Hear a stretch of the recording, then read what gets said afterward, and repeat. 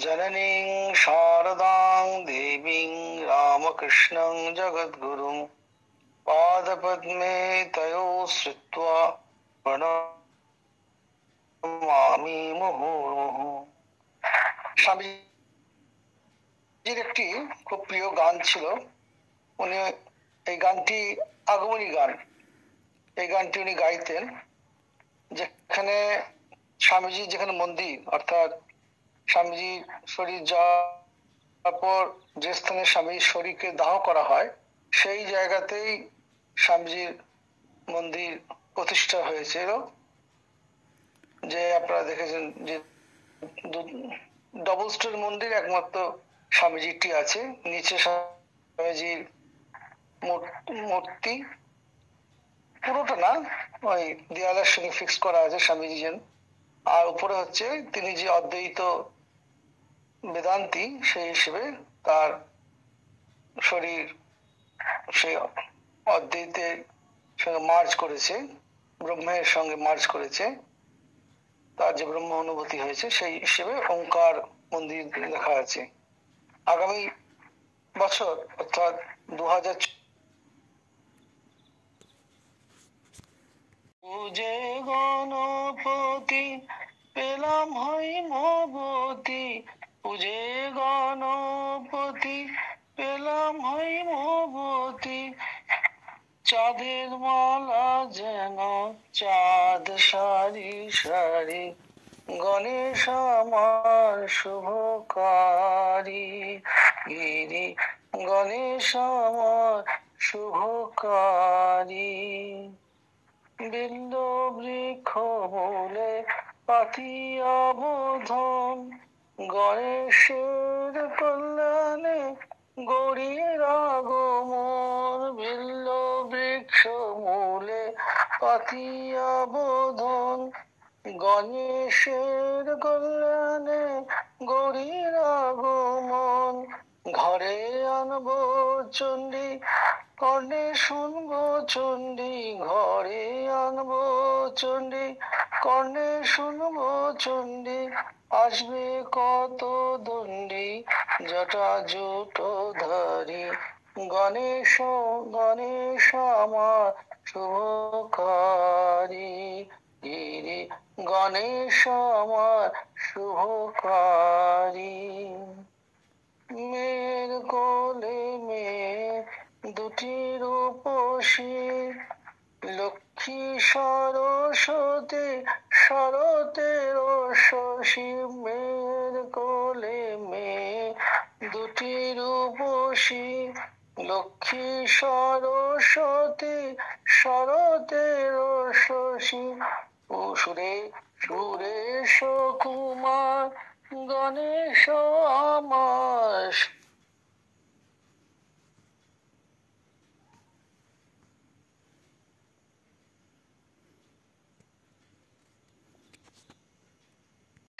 ঠাকুরের ছবি, এটা আমরা অদ্বৈত ভাবে এখানে থাকবো, সেটা নিয়ে অনেকে একটু দ্বিরুক্তি ছিল যে স্বামীজি এরকম বলছেন।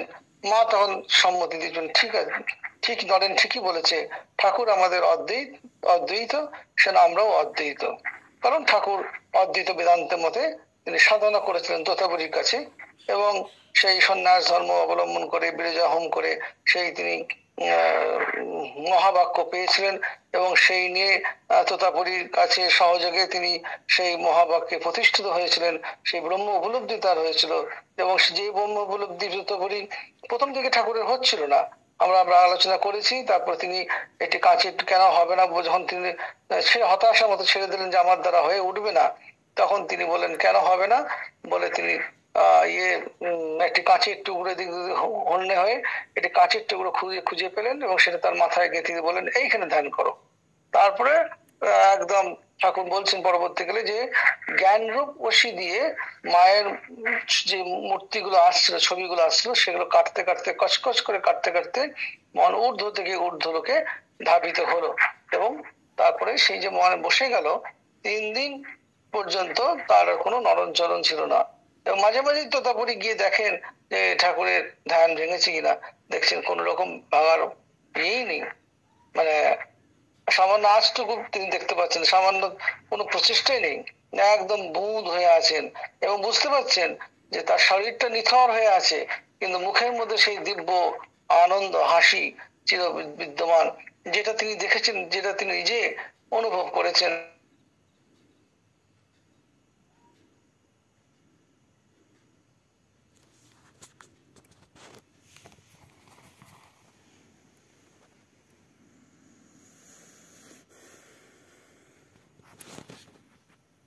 মঠে কোন রকম প্রসাদ গ্রহণ করতো না।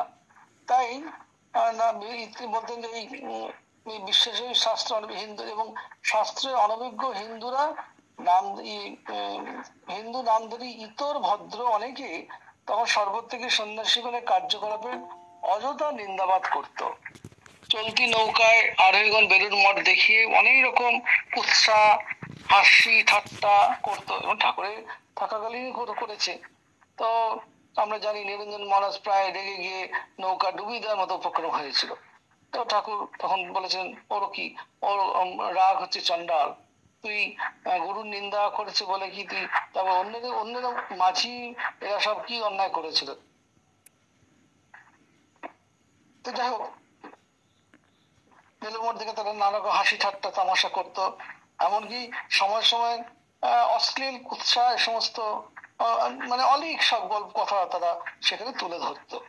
তো শিষ্যের মুখে এইসব কথা, এবং শিষ্য বলতে এখানে আমরা জানি শরৎচন্দ্র চক্রবর্তী, তিনি যখন আসা যাওয়া করতেন তিনি এই সবগুলো শুনতে পেতেন, সাধুরাও পেত।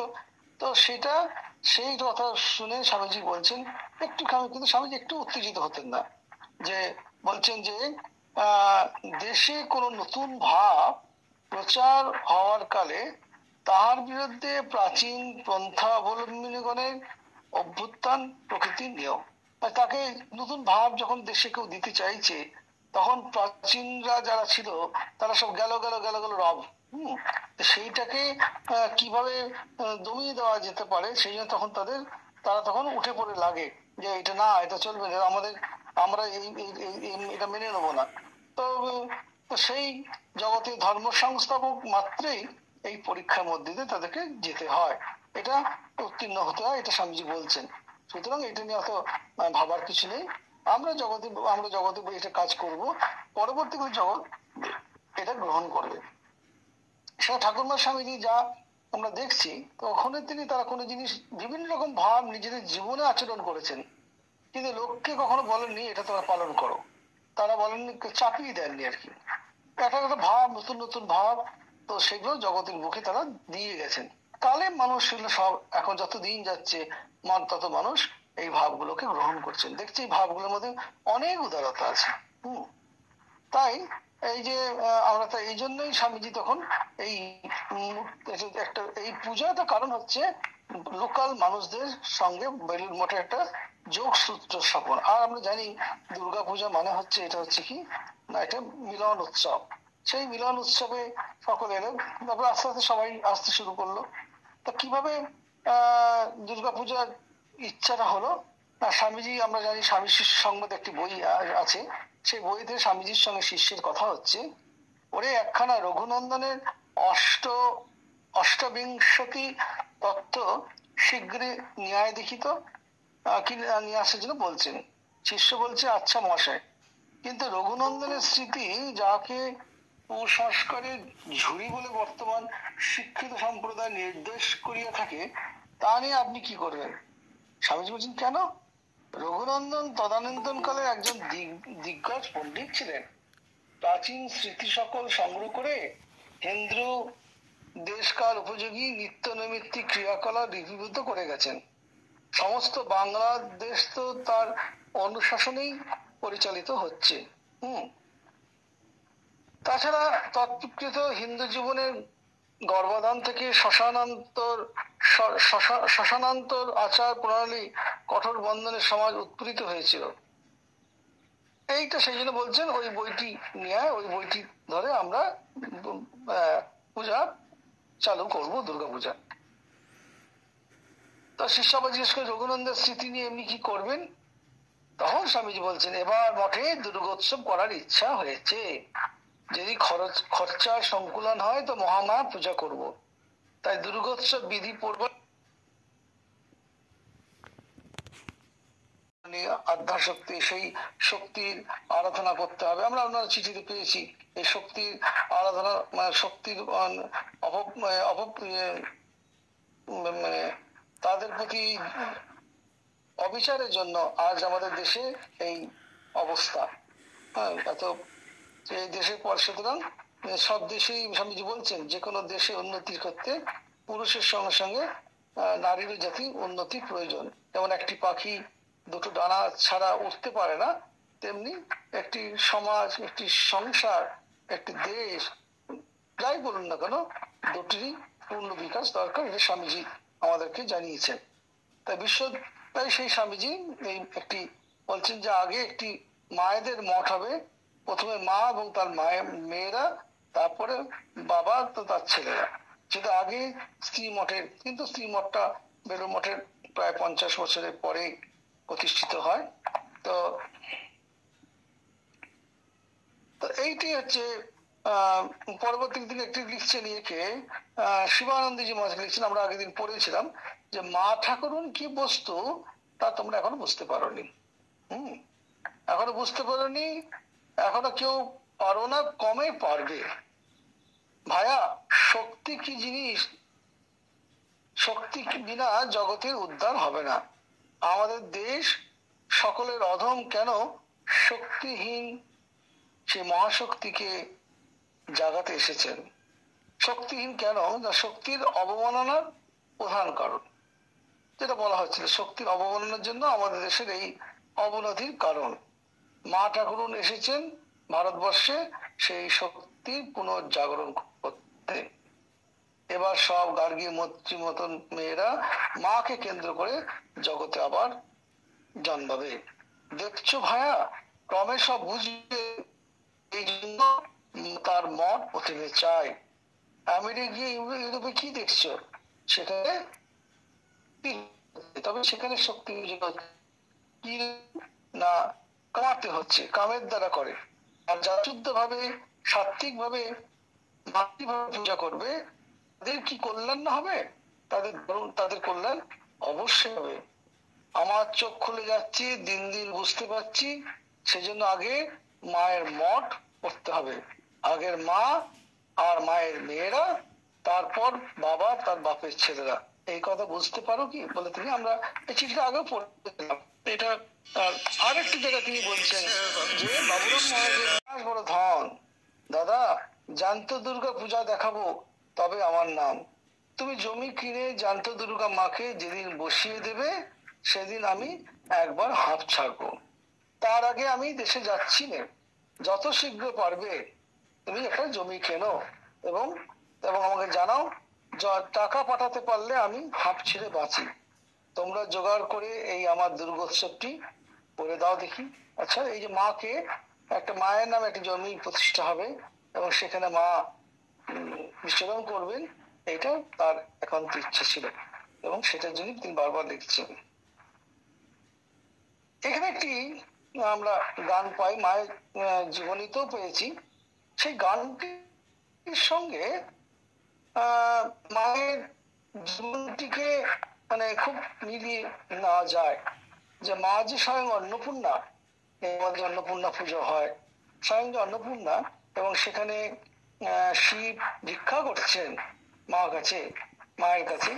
তো সেটা দেখি। তো এখানে যে গানটি আছে, কি আনন্দের কথা উমি গোমা, তোমার লোকে মুখে শুনি সত্য বলো শিবানী।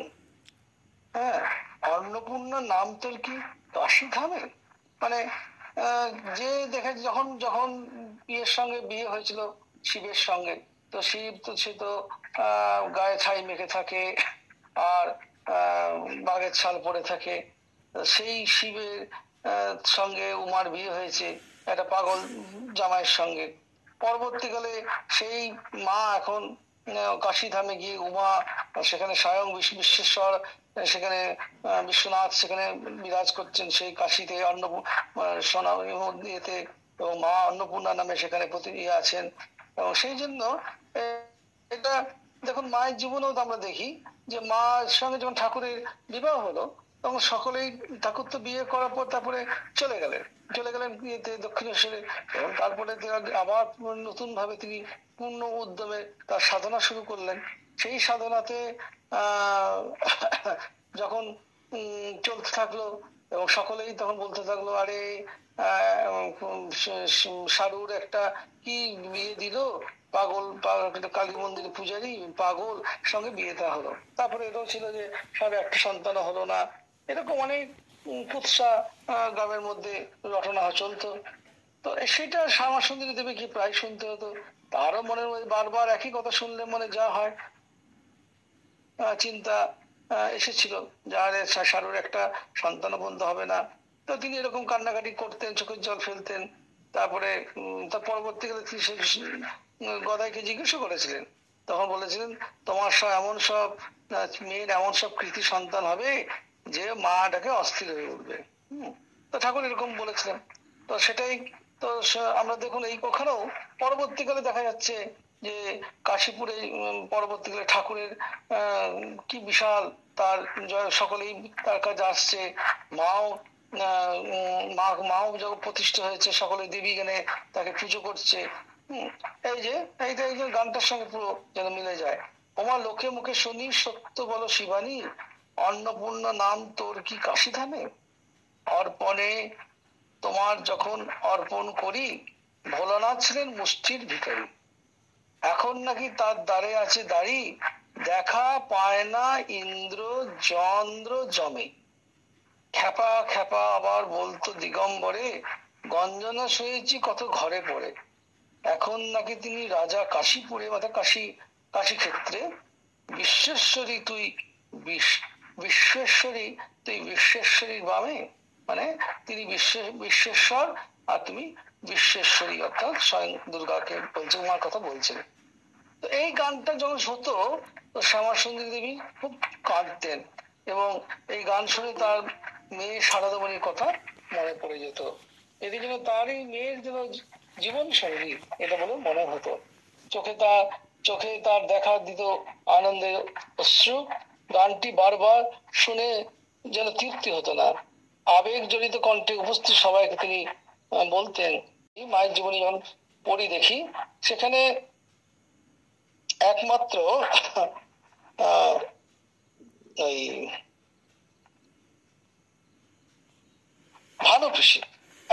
ভানু পিসি তিনি ঠাকুরকে ঠিক ঠিক চিনেছিলেন। বলছেন যে তোমরা সবাই লোকে পাগল বলছে, কিন্তু জানবে যে এই বউ ঠাকুরের যে জামাই, বউ ঠাকুরুন তোমার যে জামাই সে আসলে হচ্ছে শিব সাক্ষাৎ কৃষ্ণ। এখন বুঝতে পারছো না, এখন যা বিশ্বাস করতে পারছো না পরে তা করবে।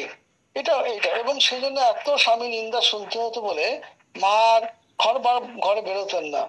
ওই যখন প্রয়োজন হতো ওই ভানু পিসির কাছে গিয়ে দাওয়াতে শুয়ে ভানু পিসির সঙ্গে কথা বলতো, কারণ ভানু পিসির সঙ্গে একমাত্র তার ভাবে মানে মিলতো আর কি। তো সেই জন্য ভানু পিসির সঙ্গে তিনি কথা বলতেন। আর মানুষের সঙ্গে এত স্বামী একবার তো হলো কি এরকম যে একটু বারবার শুনে শুনে যতই জানেন তা দেখেছেন তিনি ঠাকুরকে, তবুও দেখছেন যে ব্যর্থ মানুষ কানের কাছে যখন বলতে থাকে মানুষ, তখন তো মনে হতে পারে যে সত্যি সত্যি আমার যে স্বামী সে কি পাগল হয়ে গেল, তারপর চক্ষুকর্ণের বিবাদ ঘুচাতে হবে। তো সেই জন্য তিনি এবারে তখন গঙ্গাসাগরে যাওয়ার জন্য একদল গ্রাম থেকে যাবে বলে সব ঠিক হয়েছে। তখন মায়ের ইচ্ছা হলো যে আমি ওদের সঙ্গে কলকাতা যাব। তো একজনকে দিয়ে তিনি বলে পাঠিয়েছেন আমাদের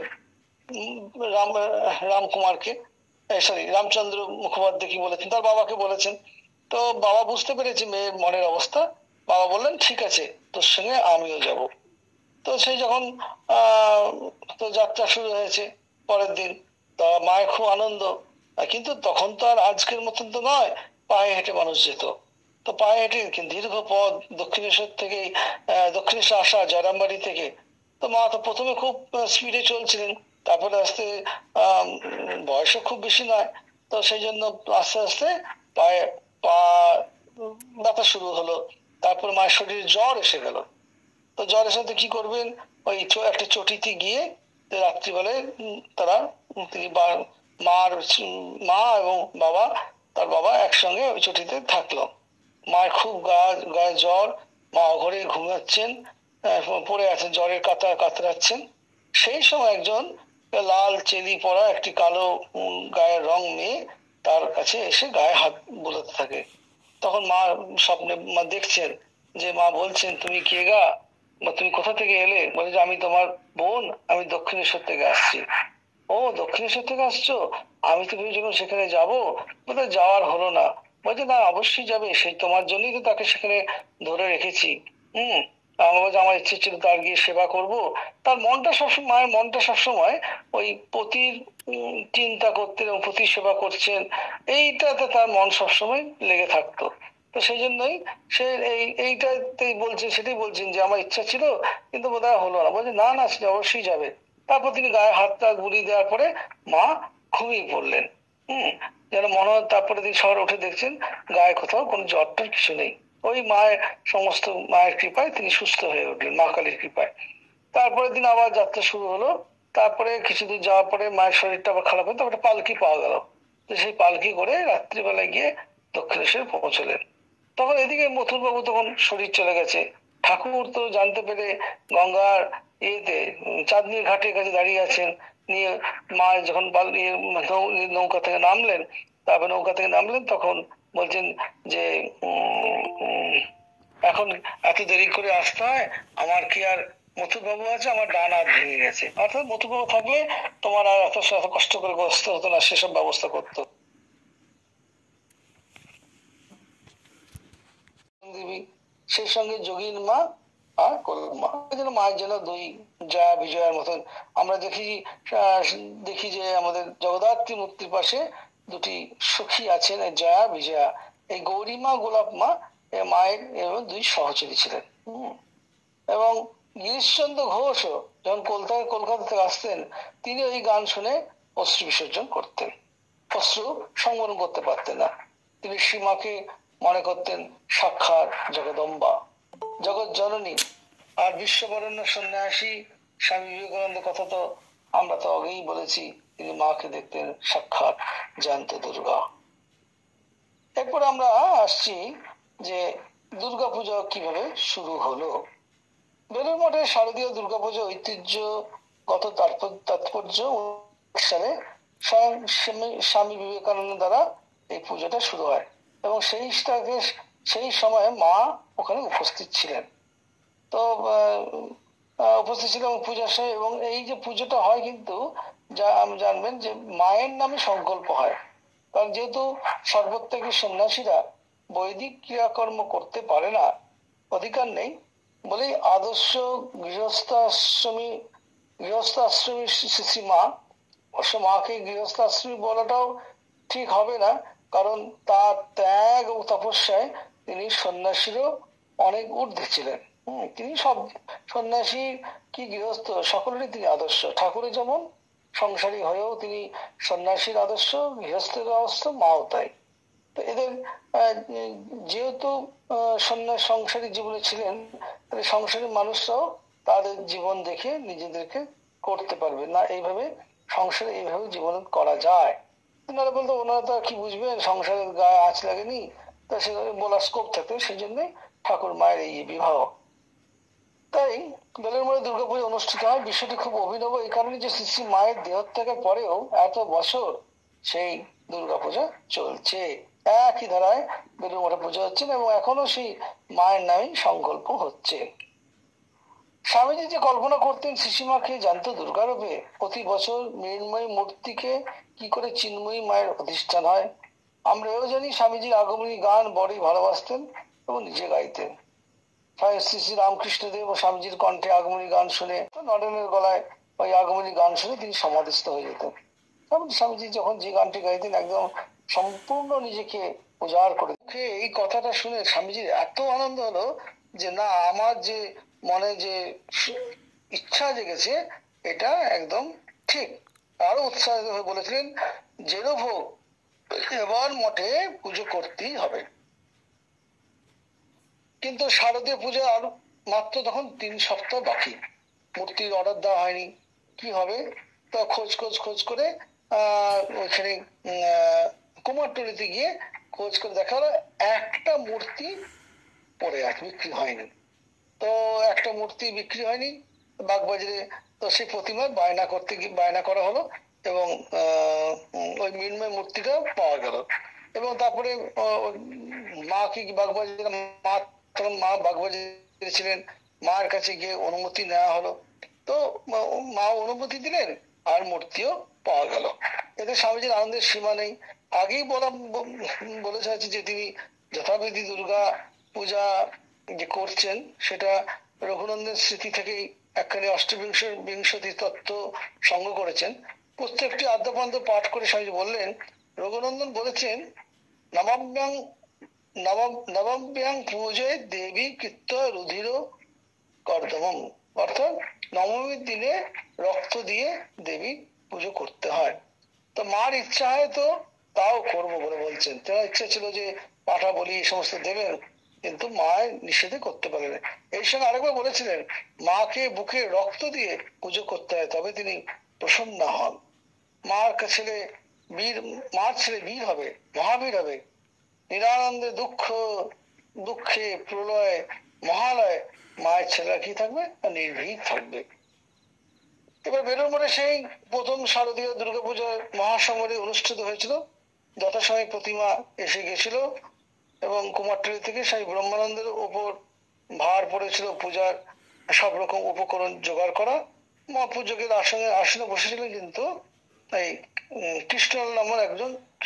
কৃষ্ণলাল নামক জনক একজন ব্রহ্মচারী।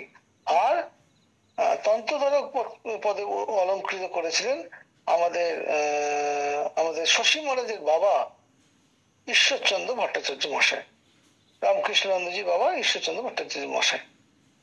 ষষ্ঠীর দিন থেকে বেলুড় মঠে আনন্দ আর ধরে না। বোধনের আগের দিন থেকে স্বামীজি জ্যান্ত দুর্গা শ্রীশ্রীমা বেলুড় মঠের পাশেই একটি ভাড়াটে বাড়িতে এসে বাস করছিলেন। শ্রীরামকৃষ্ণ দেবের গৃহী ভক্তগণ তো নিমন্ত্রিত হয়েছিল। এছাড়া বেলুড়ে, বালি থেকে উত্তর পাড়ার বহু ব্রাহ্মণদের আমন্ত্রণ জানানো হয়েছিল। শোনা যায় এরপর থেকেই গোড়া হিন্দুদের বেলুড় মঠ সম্বন্ধে বিদ্বেষ কমতে শুরু করে। তবে শ্রী মায়ের একান্ত অনিচ্ছা বলে বিধি থাকা সত্ত্বেও বেলুড় মঠে দুর্গাপূজা পশুবিধি হয়নি। পরিবর্তে কি হয়েছিল না, ওই কিছু ফলের বলি হিসেবে উৎসর্গ করেছিল। এখনো সেটি হয়। এখানে আমরা সেই আখ, চাল কুমড়ো, কলা এ সমস্ত গুলো বলি দিই। বলি ইয়ের সময় বলি হয়, সন্ধি পুজোর সময় হয়, আবার নবমীর দিনেও বলি প্রচলন আছে। কিন্তু বেলুড় মঠে সেই প্রথম দুর্গাপূজার আরেকজন প্রত্যক্ষদর্শী হিসেবে স্বামীজির এই গৃহ শিষ্য আরেকজন আছে, পরে বলবো সেটা। সেই গৃহ শিষ্য হরচন্দ্র চক্রবর্তী লিখছেন, মহাসমরে দিনত্রয় ব্যাপী মহোৎসব কল্লোলে মঠ মুখরিত হলো। নববতে সুললিত তান তরঙ্গ গঙ্গার পরপরে প্রতিধ্বনিত হতে লাগলো। নববত এখনো আমাদের এখানে হয় না, কিন্তু বেলুড় মঠে দুর্গাপূজার সময় এরকম আলাদা করে তৈরি হয়, নববত খানা তৈরি হয়, মা সে কাপড় দিয়ে তৈরি করে দেয়, সেখানে বসে সানাই বসতে থাকে। তো সে বলছেন যে ওই নহবতে সুললিত তান তরঙ্গ গঙ্গার পরপরে প্রতিধ্বনিত হতে লাগলো। ঢাক ঢোলে রুদ্র তালে কলনাদিনী ভাগীরথী নৃত্য করতে লাগলেন। দিয়তাং নিয়তাং ভুজ্যতাম, কথা ব্যতীত মঠস্থ সন্ন্যাসীর মুখে আর কি এই 3 দিন আর কোনো কথাই শুনতে পাওয়া যায়নি। যে পূজায় সাক্ষাৎ শ্রী মাতা ঠাকুরানী উপস্থিত, যা স্বামীজির সংকল্পিত, দেহধারী দেববোধ সদৃশ্য মহাপুরুষগণ যাহার কার্য সম্পাদক, সে পূজা যে অচ্ছিদ্র হবে, সেখানে কোনো রকমই ফাঁক থাকবে না, সমস্ত কিছু সুন্দরভাবে হবে, তাতে আর কি নতুনত্ব কি আছে, সে তো হবেই, কোনো বৈচিত্র্য নেই। দিন ত্রয় ব্যাপী পূজা নির্বিঘ্নে সম্পন্ন হলো। গরিব দুঃখীদেরকে ভোজনের তৃপ্তির সুযোগ কলবরে মঠ 3 দিন মুখরিত হয়ে রইল। এই বেলুড় মঠে প্রথমবারের যে দুর্গাপুজো, সেটা একজন প্রত্যক্ষদর্শী, সে হচ্ছে স্বামীজির শিষ্য স্বামীজিকে বাঙাল বলে ডাকতেন শরৎচন্দ্র চক্রবর্তী, সেই তারই কাছ থেকে আমরা পেলাম। অন্য আরেকজন প্রত্যক্ষদর্শীর স্মৃতি থেকে আমরা পাচ্ছি যে বেলুড় মঠে প্রথম দুর্গাপুজোর বিষয়ে এই যাবৎ দুজন প্রত্যক্ষদর্শীর বিবরণ পাওয়া যায়। একজন হচ্ছে শরৎচন্দ্র চক্রবর্তী, অন্যজন হচ্ছে কুমদ বন্ধু সেন। ইনি তার ডায়েরিতে এই পুজোর বিষয়ে লিখে রেখেছিলেন। তিনি দীর্ঘকাল এইটি প্রকাশিত করেননি।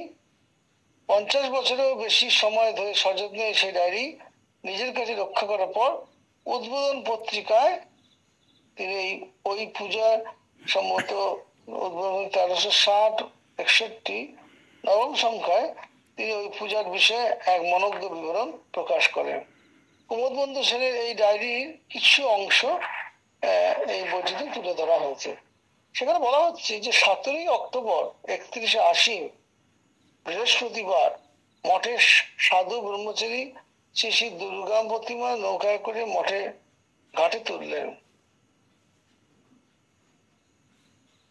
ধীরে ধীরে যত্ন সহকারে ঠাকুর ঘরের নিচের দালানে প্রতিমা রাখা হলো। ঠাকুর ঘরের নিচের দালান, তখন ঠাকুর ঘর ছিল কিন্তু মনে রাখবেন পুরনো ঠাকুর মন্দির, যেটা এখন সিঁড়ি দিয়ে উঠে আমরা দেখি যে ঠাকুরের ছবি আছে, রাজা মহারাজ আছেন, মা আছেন, স্বামীজি আছেন। সেই ঠাকুর ঘরটাতে হচ্ছে পুরনো ঠাকুর মন্দির, এবং তার পাশেই ছিল যেটা তখন মহাপুরুষ সমাজের ছবি এবং তার ব্যবহৃত জিনিসপত্র আছে, সেটা ছিল ঠাকুরের শয়ন ঘর। তো এখন তো যেহেতু এখানে হয়ে গেছে নতুন মন্দির, তাই এখন ওগুলোকে ওইভাবেই ইয়ে করা হচ্ছে। আর নিচে একটি ঘর ছিল, আমরা দেখেছি প্রময়ানন্দী মহারাজ ওখানে ম্যানেজার মহারাজ ওখানে বসতেন। ম্যানেজার মহারাজ এখন রুম চেঞ্জ হয়ে গেছে। সেই ঘরটিতে ঠাকুরের ভাড়ার ঘর ছিল, ওইখানে পুজো জিনিসপত্র সব থাকতো। যাই হোক, তো ঠাকুর ঘরের নিচের দালানে প্রতিমা রাখা হলো। কিছুক্ষণের পরে প্রবল বৃষ্টি, আকাশ যেন ভেঙে পড়লো মঠের জমিতে উত্তর দিকে। কিন্তু যেখানে শ্রীরামকৃষ্ণ দেবের জন্মের মহোৎসব এখন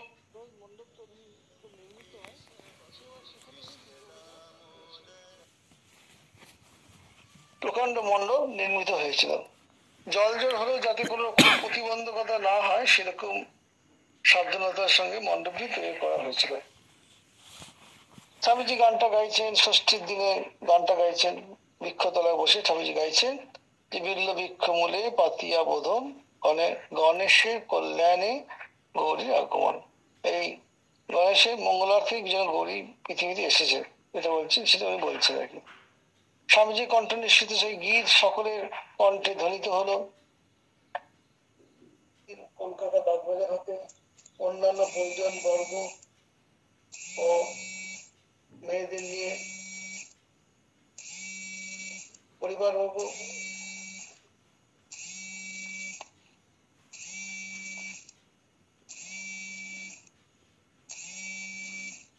মেয়েদের ভক্তদের নিয়ে গঙ্গা থেকে নীলাম্বর বাগান বাড়িতে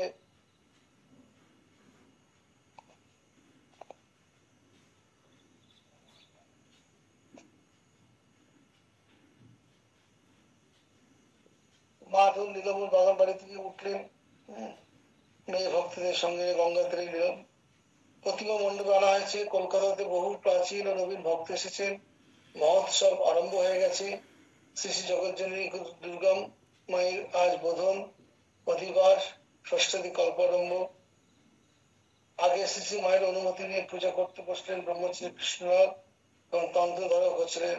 আমরা আগে বলেছি শশী মহারাজের বাবা শ্রী ঈশ্বরচন্দ্র চক্রবর্তী। ঈশ্বরচন্দ্র সুপ্রসিদ্ধ তান্ত্রিক সাধক পণ্ডিত জগমোহন তর্ক অলঙ্কারের কাছে মন্ত্র শিষ্য ছিলেন, তার মন্ত্র শিষ্য ছিলেন।